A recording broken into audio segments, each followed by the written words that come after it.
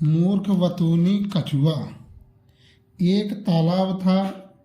तालाब में एक कछुआ रहता था। उसी तालाब में दो हंस तैरने के लिए उतरते थे। हंस बहुत हंसमुख और मिलनसार थे। कछुआ और उनमें दोस्ती होते देर न लगी। हंसों को कछुए की धीमे धीमे चलना और उसका भोलापन बहुत अच्छा लगा। हंस बहुत ज्ञानी भी थे। वे कछुए को अद्भुत बातें बताते, ऋषि मुनियों की कहानी सुनाते। हंस तो दूर दूर तक घूम कर आते थे, इसलिए दूसरी जगहों की अनोखी बातें कछुआ को बताते। कछुआ मंत्रमुग्ध होकर उनकी बातें सुनता। बाकी तो सब ठीक था, पर कछुए को बीच में टोका टाकी करने की बहुत आदत थी। वह अपने सज्जन स्वभाव के कारण हंस उसकी इस आदत का बुरा नहीं मानते थे। उन तीनों में घनिष्ठता बढ़ गई। दिन गुजरने लगा।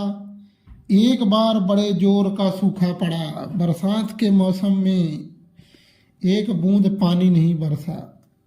उस तालाब का पानी सूखने लगा। प्राणी मरने लगे। मछलियां तो तड़प तड़प कर मर गई।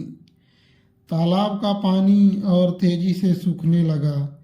एक समय ऐसा आया कि तालाब में खाली कीचड़ रह गया। कछुआ बड़े संकट में पड़ गया। जीवन मरण का प्रश्न खड़ा हो गया। वही पड़ा रहता। कछुए का अंत निश्चित था। हंस अपने पर आए संकट को दूर करने का उपाय सोचने लगे। वे अपने मित्र कछुए को ढाढ़स बंधाने का प्रयत्न करने और हिम्मत न हारने की सलाह देते। हंस केवल झूठा दिलासा नहीं दे रहे थे, वे दूर दूर तक उड़कर समस्या का हल ढूंढते।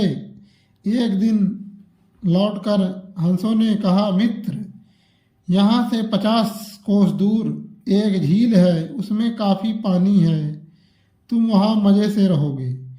कछुआ रोनी आवाज़ में बोला, 50 कोस? इतनी दूर जाने में मुझे महीनों लगेंगे, तब तक तो मैं मर जाऊंगा। कछुए की बात ठीक थी। हंसों ने अक्ल लड़ाई और एक तरीका सोच निकाला। वो एक लकड़ी का डंडा उठाकर लाए। मित्र, हम दोनों अपनी चोंच में इस लकड़ी के सिरे को पकड़कर एक साथ उड़ेंगे। तुम इस लकड़ी को बीच में मुंह से थामे रहना। इस प्रकार हम उस झील तक पहुंच जाएंगे। उन्होंने चेतावनी दी, पर याद रखना, उड़ान के समय मुंह ना खोलना, वरना गिर जाओगे। कछुए ने हामी भरी, सिर हिलाया। बस लकड़ी पकड़कर हंस उड़ चले। उनके बीच में लकड़ी मुंह दावे कछुआ एक कस्बे के ऊपर उड़ रहे थे। नीचे खड़े लोगों ने आकाश के ऊपर अद्भुत नज़ारा देख सब एक दूसरे को आकाश का दृश्य दिखाने लगे। लोग दौड़ दौड़ कर अपने छज्जों से निकल आए। कुछ तो अपने मकान की छतों की ओर दौड़े। बच्चे, बूढ़े, औरत व जवान सब ऊपर देखने लगे। खूब शोर मचा। कछुआ की नज़र नीचे लोगों पर पड़ी। उसे आश्चर्य हुआ कि इतने लोग देख रहे हैं। वह अपने मित्रों की चेतावनी भूल गया और चिल्लाया, देखो कितने लोग हमें देख रहे हैं। मुंह के खुलते ही वह नीचे गिर पड़ा।